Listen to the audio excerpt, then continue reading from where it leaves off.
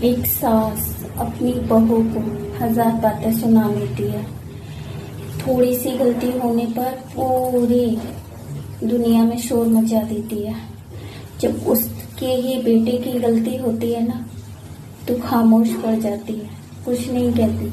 बहुत अच्छा लगता है किसी की बेटी को दुखी देखकर उनको ठंडक मिलती है।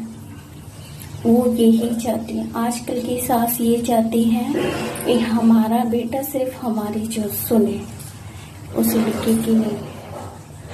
और जब वो लड़की दुखी होती है तो सारा ब्लेम उसी लड़की पे लगा दिया जाता है। अपने बच्चे की गलती दिखाई नहीं देती, सारी गलतियां माफ कर दी जाती हैं, क्योंकि वो उनका बेटा है ना। इस वजह से क्यों कितना भी गलत करे नहीं बोलेंगे, 1000 बातें बहू को सुनाएंगे पर अपने बेटे को कुछ नहीं बोलेंगे, क्योंकि भाई वो उनका बेटा है। हम तो पराई घर से आए हैं, हम तो कोई है ही नहीं, हमारा कोई अस्तित्व भी नहीं है, ना हमारा कोई घर है, ना मायका है, ना ससुराल है। लोग कहते हैं अपने घर को घर नहीं मानते, किस घर को अपना कहें। जिसे कभी भी घर से बाहर निकाल दिया जाता है तो निकल यहाँ से, कौन सा घर है हमारा, कोई घर नहीं है। शादी होने के बाद मायके वालों के लिए हम पराये हो जाते हैं और ससुराल वालों के लिए हम पराये घर से आई हुई एक लड़की जिसका कोई अस्तित्व नहीं है, कोई मतलब नहीं है दुनिया में। कुछ भी होता रहे, अगर उनका बेटा सही कर रहा है तो उनका बेटा है, अगर गलत कर रहा है तो सारी गलतियां बहू की है, क्योंकि सारी चीजें बहू ने की है, उन्होंने कुछ नहीं किया। वो एकदम दूध के धुले हुए लोग हैं भाई।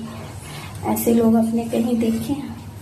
मैंने तो नहीं देखे, शायद आपने भी नहीं देखे होंगे।